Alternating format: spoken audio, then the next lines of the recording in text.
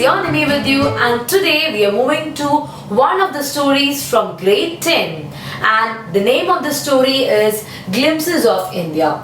So if you have gone through the textbook, you might have seen the chapter Glimpses of India is divided into three. The first one is The Baker from Goa, and the second one is basically Coorg, and the third one is Tea from Assam. So we'll be looking into the part 1 today, and the name of the chapter is A Baker from Goa. This is written by Lucia Rodriguez, and basically Lucia is a male, and the information what we get about Lucio is he was a teacher, and then he is actually from Goa. So Goa, every country, every city, every place has got their rich tradition and culture. In the same way, as you all know, Goa was also under Portuguese. Okay, so now when other people invade us, there will be a lot of things which they teach us. In the same way, Portuguese taught the people of Goa how to bake bread.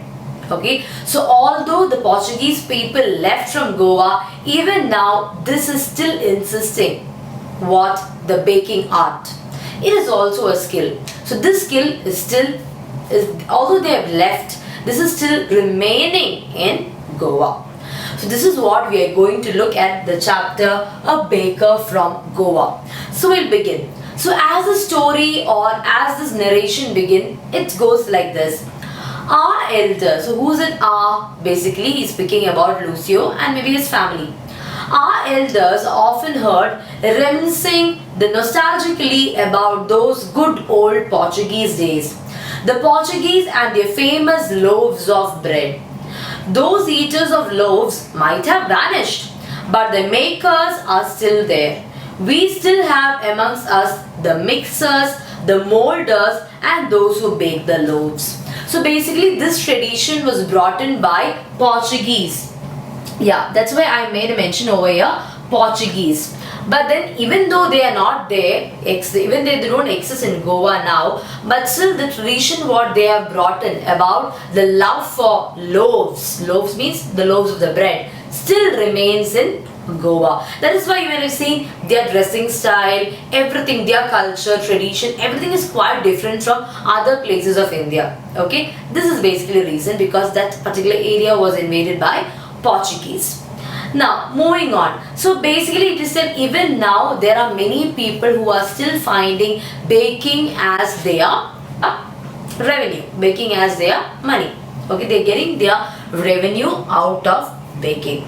So it is a pen portrait of traditional Goan village baker, and in Goa these bakers were called Pader. Okay, this is spelling Pader, but it's pronounced as Pader. Okay, so they were these Paders or bakers in Goa. So what happened? They used to sell, they used to bake the bread and they used to sell. So there are a lot of memories Lucio has in his past. So he says in his childhood it was said that early morning, these Padres or bakers used to come out of that area, come out from their house to sell these loaves of bread. Okay, so they will have a bamboo stick, and on the bamboo stick there will be some jingling sound, something is being hanged, so that it's basically to get the attention of people. So it is said these small children would get up listening to this jingling sound of the bamboo. And why are these children getting up? It's just the loaves of bread. That's something what you might have thought, right? So in the olden days, that's called, they were Baskins and Paskins and Bastons. Okay, they were Paskins and Bastons. So these Paskin and Baston are basically the surname, second name or surname of these Goan people. So when they hear this bamboo sound, they don't come in, maybe they belong to the higher class people, but then their maid servants would come in and collect the loaves of bread from whom? From the Paders. Understood? So basically these people early morning, they have a basket and they have this bamboo stick, and with that they make this jingling sound while they go to sell with their loaves of bread. and they return after they are selling. So it is said over here, he used to come at least twice a day. Once when he set out in the morning on a selling round, and then again when he returned after emptying his huge basket. So twice they used to meet these bakers. So now what they used to do, they used to come with a bamboo stick, they make this jingling sound, and the maid servants of Paskins and Bastins come out, they give the loaves of bread, and then they move out. This was a normal thing. So why do you think children gets up listening to this jingling sound? The basic reason was because of bread bangles. Do you know what is bread bangles? If you don't know, I'll be posting the picture down.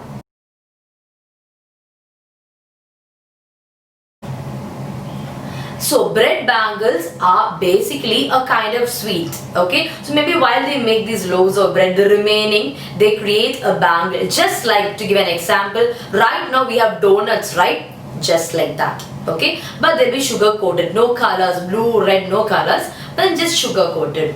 So children wanted that. That's why they go behind these bakers. So initially bakers would literally ask them to go. He would rebuke them. In a positive note, he used to rebuke, because initially his work, his sale should happen, right? So initially he used to rebuke him, and then later children would come and he would give bangles, these bread bangles, okay? The baker made his musical entry on the scene with a jang jang sound of his specially made by bamboo staff. So he had this particular stick where he maybe had some kind of noise, a small bells or something to attract the people. And see the way he would address the maid servant, "Good morning," and then place his basket, which is there on the head, on the vertical bamboo. So he had this bamboo, on that he would place his basket. Okay, and then what he would greet the lady, and then he would deliver all the loaves of bread what they need. And then obviously when he used to rebuke the small children, they would never give up. They would again come behind the pathers until they get their bread bangles. Okay, because loaves for the elders and the bangles for the children. Then we did not even care to brush our teeth or wash our mouth. And why should we do it? Who would take the trouble of plucking? The story is set in old days. So he's telling, though during those days, how would they brush their teeth? They have to pluck the mango leaves, and with that mango leaves, they should brush their teeth. So when they hear this jingling sound, they forget even to brush the teeth, just run rushingly. They would come just to get these bread bangles. And see what the author asks. The tiger never brushed its teeth, so why should we do it? The tiger is also not brushing the teeth, so why should we do that? Hot tea could wash and clean up everything. So according to the author says, when we have hot teeth, basically it's hot, right? So it's basically cleaning everything, whatever bacteria is there inside the mouth. So why do we need to wash the teeth, or wash the mouth, or brush the teeth?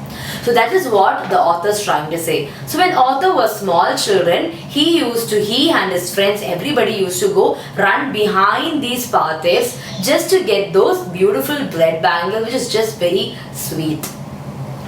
And it's also said these paths cannot be avoided from any houses. Especially when it is a marriage season, marriage gifts are meaningless without the sweet bread known as bol. Bol is also another kind of sweet. That picture also I'll be posting over here. Just as a party or a feast loses its charm without bread. So whatever party, whatever marriage it is, they will have some kind of sweet. So the first sweet we learned about was bread bangle. The second one was bol. Now the third one. The lady of the house must prepare sandwiches on the occasion of her daughter's engagement. Cakes and bolinhas are must for Christmas and other festivals. You saw? Bolinhas. Bolinhas is also basically another sweet. So bolinhas are basically the coconut cookies. I'm sure that everybody know what's a coconut cookie, right? Right now, exactly like that, it tastes bolinhas. While I'm saying, I'm sure that you are craving to eat all these sweets, right? All these cookies and all. So these were the basic sweets. So bread bangles, it's something daily what they used to see. Bowl is something which they used to see basically during the festival seasons and all. And marriage gifts and all be bowl. And bolinas are basically seen for festivals like Christmas. As you all know, in Goa, Christmas is one of the major celebration. So that is there. So that is one thing it is what has been. So it is always said that the presence of the baker's furnace in the village is absolutely essential, which means there is a place for pader in every single house. The next thing what they are speaking is about the dress what these paders wear. The dress what they wear is called as kabai. So the kabai is basically a single piece, a long frock. It is till the knee. Okay, it is, you know what's a knee, right? It is till the knee. And then after that they have a half pants. Half pants means now we have these 3/4 and all, right? Like that they used to have a half pant. So every day they used to wear the same dress. So whenever you see, even now in Goa, I think nowadays, so now you might know, everybody know what's a 3/4, right? Everybody wears a 3/4. You might have seen all these are coming from Goa, 3/4 and things like that. So in Goa in the olden days it was called half pants, but now it is called 3/4. That's all. Okay. In the olden days it was bread bangles, now it's donuts. So all these things is something which, you know, the past is again recurring again and again. So that was there. So now these pathers, every day they don't give the loaves of bread and collect the money, but what do? Once in a month, on a monthly basis only, he collects the amount. So it is said that the baker usually collected his bills at the end of the month. Monthly accounts used to be recorded on some wall in pencil. So he used to record it in the olden days, right? So on the wall and all, they used to record with a pencil.